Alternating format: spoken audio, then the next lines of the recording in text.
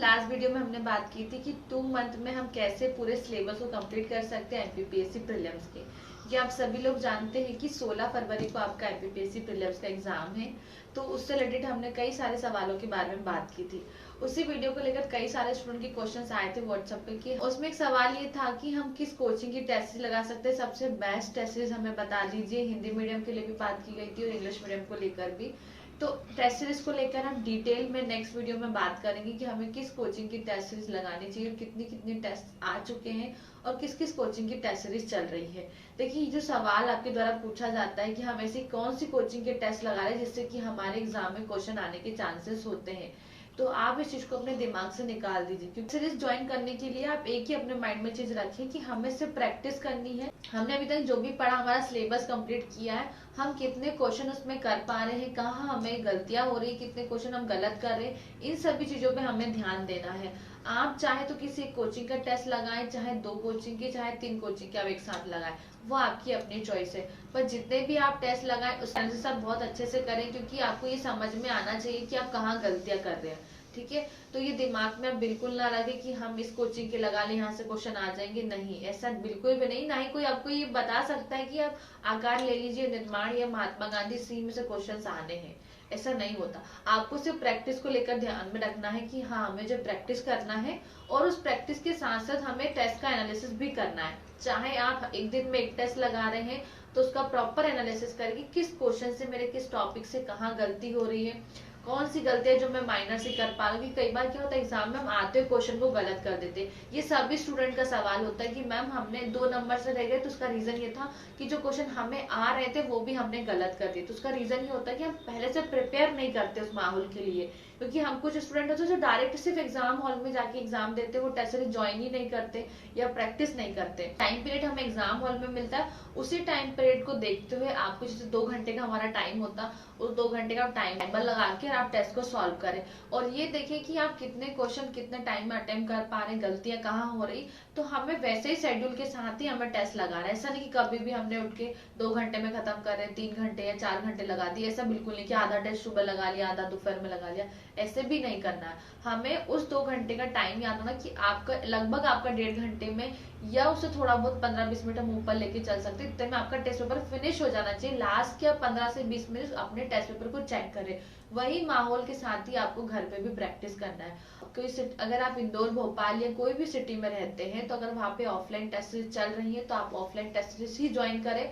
अगर वो स्टूडेंट है जो कि कहीं गांव में रहते हैं या वहाँ पे कोचिंग की सुविधा नहीं है, टेस्ट की सुविधा नहीं है, तो हार्ड कॉपी में टेस्ट लगा सकते हैं। ठीक है, तो टेस्ट सीरीज से लेकर अभी इतनी बातें थी। अब बाकी और डिटेल में कौन कौन से टेस्ट सीरीज चल रहे हैं, इन सभी को लेकर हम नेक्स्ट वीडियो में बात करेंगे। आज मैं आपके सामने एक बुक का रिव्यू करने वाली हूँ। उस बुक की काफी अच्छी डिमांड होती है और उसको लेकर काफी सारे क्वेश्चंस भी आए थे कि ये बुक्स कैसी है, क्या है, इसके बारे में डिटेल में हम रिव्यू कर दीजिए। और ये बुक रिसेंटली अभी आई है मार्केट में। बुक स्पेशली आपके एमपीजे की बुक को ध्यान में रखकर बनाई गई है और इसके अंदर सबसे अच्छी बात यह कि आपको प्री और मेंस दोनों पोर्शन आपका एक साथ कंप्लीट हो रहा है। ऐसा नहीं कि आपको प्रीलिम्स के लिए अलग से करना पड़ेगा या मेंस के लिए अलग। आपका मेंस का भी काफी हद तक जो एमपीजीके वाला पोर्शन है वो इस बुक से कवर अप हो जाएगा। और इसके अंदर एक चीज ये है कि ये सिर्फ हिंदी में आती है, इंग्लिश में नहीं आती है। तो हिंदी मीडियम वाले बच्चों के लिए ये हेल्पफुल रहेगी। इंग्लिश मीडियम वाले स्टूडेंट अगर थोड़ा सा एडजस्ट कर पाए तो इसको फॉलो कर सकते। काफी अच्छी बुक है, हर चीज को उसके अंदर बहुत अच्छे से एक्सप्लेन किया गया है और क्या इसके अंदर डिटेलिंग है वो हम आगे वीडियो में जानेंगे। आप वीडियो को एंड तक देखें ताकि आपको सारी चीजें आसानी से समझ में आए। हम पहले बुकलेट देख लेते हैं। तो इस बुक के बारे में सभी ने सुना था, ये तथ्यवान की द ग्रंथम बुक अभी आई है, 2025 की अपडेटेड बुक आ चुकी है और लास्ट वीक ये बुक आई है। इसको लेकर काफी सारे स्टूडेंट के थे कि हमें इसका फुल डिटेल रिव्यू कर दीजिए कि कैसी क्या बुक है। बहुत सारे स्टूडेंट ने इसका नाम भी नहीं सुना, खासकर अदर स्टेट वाले, उन्हें नहीं पता होता है। तो आपको बता दें कि ये तथ्यवान बुक है जो एमपीजीके और करंट अफेयर से रिलेटेड अपनी बुक्स रिलीज करता है फॉर एमपीपीएससी।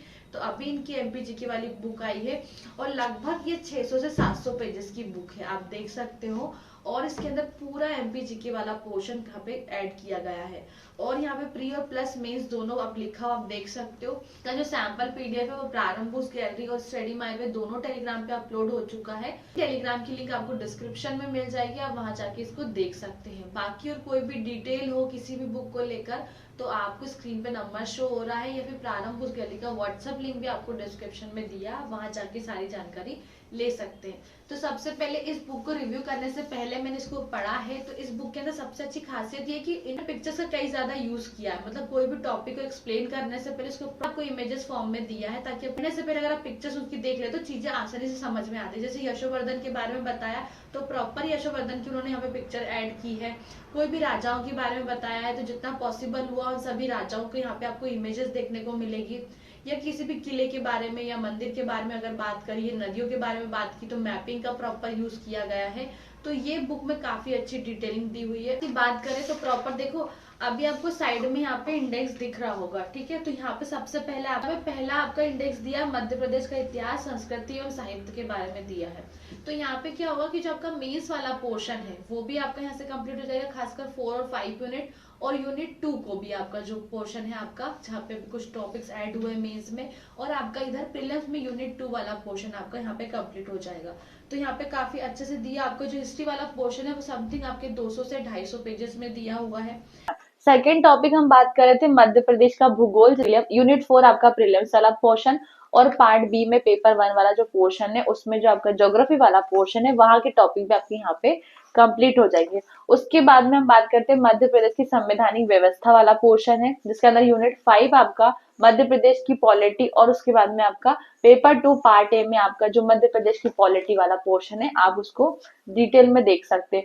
उसके बाद में आपको दिया अर्थव्यवस्था वाला पोर्शन है। उसके बाद में फिर जनजाति वाला यूनिट 10 वाला पोर्शन आपको यहाँ पे दिया हुआ है। यहाँ पे आपको जनजाति वाला पोर्शन, यूनिट 10 वाला पोर्शन आपको दिया प्रीलिम्स का। और अगर यहाँ पे बात करें जो जनजाति व्यक्तित्व रहे हैं यहाँ पे यूनिट 5 में काम आएगा मेंस में, जिसके अंदर आपको अलग अवंती बाई के बारे में आपको पढ़ना, झांसी की रानी के बारे में आपको पढ़ना है ना, तो गोंड वंश के जो राजा रहे उनके बारे में पढ़ना, तो डिटेलिंग आपको यहाँ से पढ़ने को मिल जाएगी, ठीक है। हर बुक को रिव्यू करने से पहले उसको स्टडी करना बहुत जरूरी होता है हमारे, ताकि हमें पता होता है कि इस बुक के अंदर और क्या क्या दिया है, क्या पॉजिटिव पॉइंट दिए, क्या नेगेटिव पॉइंट दिए। तो अगर आपके दिमाग में क्वेश्चन आए कि आपने बुक पढ़ी नहीं, आप कैसे बता सकते हैं अच्छी है बुरी है, देखो हम हमारे साइड से जो हम पढ़ते हैं उसका रिव्यू आपके साथ शेयर कर देते हैं। बाकी हर स्टूडेंट की अंडरस्टैंडिंग अलग अलग होती है, सबका पढ़ने का तरीका अलग होता है। उसके लिए हमारा यही सोल्यूशन है कि हम उसका सैंपल पीडीएफ आपको प्रोवाइड करा दे, ताकि जो चीज हमने पढ़ी है हो सकता है कि आपके पढ़ने के बाद आपकी अंडरस्टैंडिंग कुछ और कहती हो। तो ये चीज को आप जरूर ध्यान रखें। जो सैंपल पीडीएफ है वो आपको प्रारंभ पे वहां पे मिल जाएगा, ठीक है। इस बुक में जो खास बात ये लगी कि यहाँ पे फ्लो चार्ट का काफी अच्छा यूज किया गया है, प्लस पिक्चर्स फॉर्म में काफी चीजें अच्छे से दी हुई है, ठीक है। उसके बाद में अगर बात करें तो यहाँ पे जो प्रीवियस ईयर में क्वेश्चन पूछे गए या शब्द सबका 2 नंबर में पूछा गया है, अभी आप 2 नंबर को कंसिडर करें, पहले 3 नंबर में आते थे, ठीक है। उसके बाद में यहाँ पे एक नेगेटिव पॉइंट मुझे ये लगा कि इन्होंने यहाँ पे प्रैक्टिस के लिए क्वेश्चन नहीं दिए, चाहे वो प्रीलिम्स की हो चाहे मेंस की हो।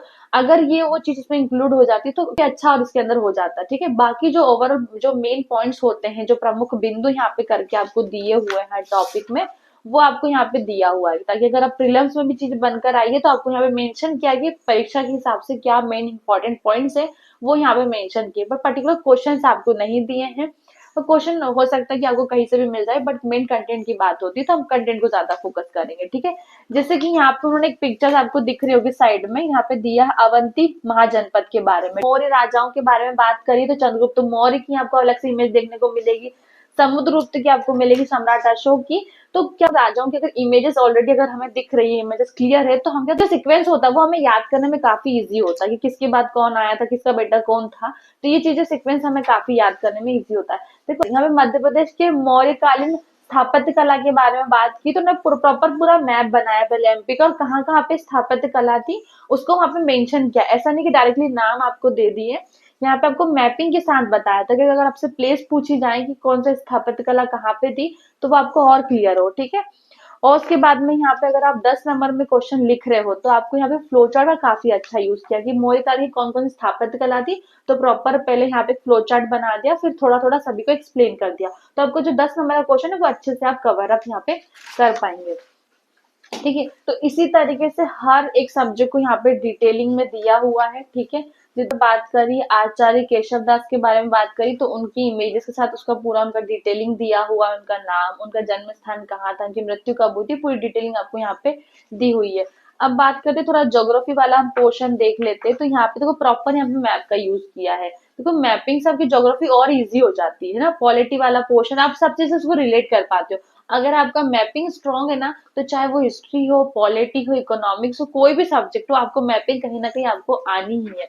और अगर आप एमपीपीएससी की तैयारी करें तो आपको एमपी का मैप बनाना भी आना चाहिए, और हर डिस्ट्रिक्ट के बारे में आपको डिटेलिंग भी पता होनी चाहिए। क्योंकि क्या होता है, आप एमपीपीएससी एग्जाम की तैयारी करो तो आपको एमपीसी वाला क्वेश्चन काफी हद तक पूछा जाता है, आप सभी लोग जानते हैं। तो ये जो जिलों की संख्या वो भी बढ़ चुकी है, तो आपको जो नए जिले आपके बने उनके बारे में आपको अच्छे से डिटेलिंग लेनी है। अब जो अपडेटेड मैप कब आएगा नए जिले के साथ में, तो अभी तक मार्केट में नहीं आया है।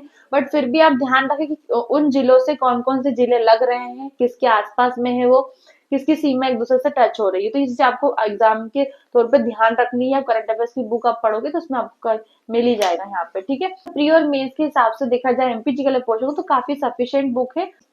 फिर भी आप सभी से रिक्वेस्ट है कि इसका सैंपल पीडीएफ आप जरूर देखें। इसके कंपेयर में कोई और बुक भी अगर आपको ठीक लगती है तो आप उसको भी फॉलो कर सकते हैं।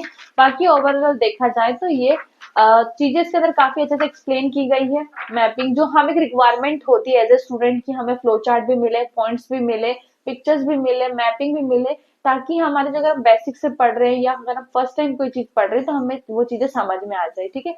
तो हर एवरेज स्टूडेंट की को ध्यान में रखते इस बुक की अगर ओवरऑल प्रेजेंटेशन देखा जाए तो काफी अच्छा प्रेजेंटेशन है, ठीक है। अब यहाँ पे अगर आप 1-2% अगर ऊपर नीचे हर बुक में मिलता है आपको, अगर आप चाहे कि इस बुक में ये कमी है, उस बुक में कमी है। परीक्षा धाम को पहले लोगों ने बहुत पसंद किया था, पर परीक्षा धाम में भी लोगों ने कमियां निकालना शुरू कर दिया, ठीक है। ओवरऑल देखा जाए तो उसमें काफी एफर्ट के साथ परीक्षा धाम को बनाया गया है, काफी अच्छा प्रेजेंटेशन दिया गया है प्रवीण सर के द्वारा। बट क्या होता है, कुछ चीजें जो ऐसी होती है जो नहीं कवर अप हो पाती है, वो एज ए स्टूडेंट हमें हमारी रिस्पॉन्सिबिलिटी होती है कि हम उस चीज को अपडेट कर ले, ना कि हम उस बुक को छोड़ के कोई दूसरी बुक की तरफ भागे। फिर ज्यादा लेजी हो जाते हैं, ना ही हम खुद के नोट्स बनाना प्रेफर करते हैं। और आजकल ये बहुत ज्यादा चल रहा है कि जब से कोचिंग ने प्रॉपर अपने नोट्स मार्केट में रिलीज करना स्टार्ट किया है, तब से स्टूडेंट ना मतलब राइटिंग करना भूल ही गए। उनको लगता है कि सिर्फ बुक में ही हम मार्क कर ले और एग्जाम क्वालिफाई कर लेंगे। इवन मेंस में भी स्टूडेंट यही करते हैं कि हमें प्रॉपर नोट्स मिल जाए, सिर्फ हम आंसर राइटिंग प्रैक्टिस। जब खुद के नोट्स नहीं बनाओगे चीजें इनकम्प्लीट ही रहेगी, आपको लगेगा नहीं मेरा एग्जाम क्वालिफाई नहीं हुआ 1 नंबर 2 नंबर से। क्योंकि क्या होता है, जब हम चीजों को लिखते हैं ना तो लिखी हुई चीजें हमें बहुत समय तक याद होती है, और हम वही लिखते हैं जो हमारे दिमाग में है। क्योंकि जब तक अगर आप नहीं लिख पा रहे हो मतलब आपके कॉन्सेप्ट क्लियर नहीं हुए, चीजें आपको नहीं समझ में आई है, तो ये कोशिश करें, चाहे प्रीलिम्स की तैयारी करें, चाहे मेंस की या कोई भी वनडे एग्जाम की तैयारी करें, नोट्स को आप बेस बनाएं, ना कि उस पर डिपेंड हो। ये बहुत ज्यादा चीज हो चुकी है, कोई भी स्टूडेंट आज की तारीख में नोट्स बनाने को तैयार ही नहीं। उन्हें लगता है कि या तो टॉपर्स के प्रॉपर हमें नोट्स मिल जाए, हम उससे पढ़ के क्वालिफाई कर ले।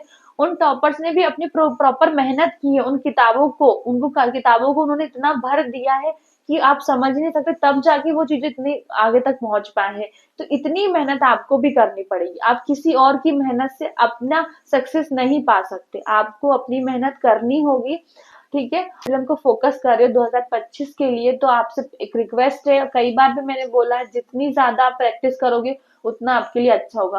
कुछ स्टूडेंट का एक सवाल था कि मैम हम घटना चक्र लगा ले सारे सब्जेक्ट की और एमपीजीके के लिए परीक्षा धाम लगा लें, पुणेकर लगा लें, इतने में हमारा एमपीपीएससी निकल जाएगा। आप एमपीपीएससी को बहुत हल्के में लेते हैं। जो स्टूडेंट को नहीं आइडिया है ना कि एमपीपीएससी क्या है, कैसा एग्जाम है, उनको लगता है कि बस नॉर्मल हो जाएगा, हम बस प्रैक्टिस कर ले, एमसीक्यूज लगा ले, एमसीक्यूज लगा ले, प्रैक्टिस कर ले, हो जाएगा। नहीं होता है। आप जितनी ज्यादा प्रैक्टिस आप करोगे उतना आपके लिए हेल्पफुल रहेगा। और ऐसा नहीं कि आपने बिना पढ़े चीजों को प्रैक्टिस करना शुरू कर दिया। सबसे पहले आप सिलेबस कंप्लीट करें, देन आप प्रैक्टिस की तरफ आप जाएं। क्योंकि अगर आपको ऐसा लग रहा है टाइम बहुत कम है, ये सब्जेक्ट को अभी हम नहीं पढ़ पाएंगे, सिर्फ प्रैक्टिस कर ले हो जाएगा, नहीं। नहीं टाइम है तो उससे रिलेटेड भी वीडियो पे बात की थी कि हम कैसे 2 महीने 1.5 महीने में चीजों को कंप्लीट कर सकते हैं। तो डिटेलिंग में आप उसको जाकर भी देखें। और उसके अलावा भी कभी कोई डाउट हो, कोई सजेशन आपको चाहिए हो या कोई इंक्वायरी हो आपको, तो स्क्रीन पे आपको नंबर शो हो रहा है, वहां पे आप मैसेज कर सकते हो व्हाट्सएप पे। अगर ऑन कॉल इंक्वायरी चाहिए तो आपको कॉल कर लिया जाएगा या आपको टाइम दे दिया जाएगा, उस टाइम पे कॉल कर लीजिएगा, ठीक है। कई बार होता है कि हम कॉल अटेंड नहीं कर पाते, उसका रीजन ये होता है कि कंटिन्यूसली कई सारे कॉल्स होते हैं, व्हाट्सएप मैसेजेस होते हैं, तो नहीं हो पाता। बट आप अपना जो आपकी इंक्वायरी है, जो क्वेश्चन है आपका, मैसेज पे व्हाट्सएप कर देंगे तो आपके विद इन 24 आवर्स में आपसे बात भी कर ली जाएगी और आपके जो भी सवाल है उसका सोल्यूशन भी आपको दे दिया जाएगा, ठीक है। आपने अभी तक चैनल को सब्सक्राइब नहीं किया तो चैनल को जरूर सब्सक्राइब कर ले, ताकि आपको ऐसी हेल्पफुल वीडियोस मिलते रहे। नेक्स्ट वीडियो हमारा होने वाला रहेगा टेस्ट सीरीज को लेकर। हम बात करेंगे कि किस किस कोचिंग की टेस्ट सीरीज आ चुकी है और हमें कब से टेस्ट लगाना चाहिए, इन सभी के बारे में हम डिटेल में बात करेंगे। ठीक है, तो आई होप आपको आज का वीडियो समझ में आया होगा, और कोई भी इंक्वायरी, कोई भी फीडबैक हो आपका तो वो आप हमारे साथ शेयर कर सकते हैं। मिलते हैं हम नेक्स्ट वीडियो में कुछ नया लेकर। Thank you so much.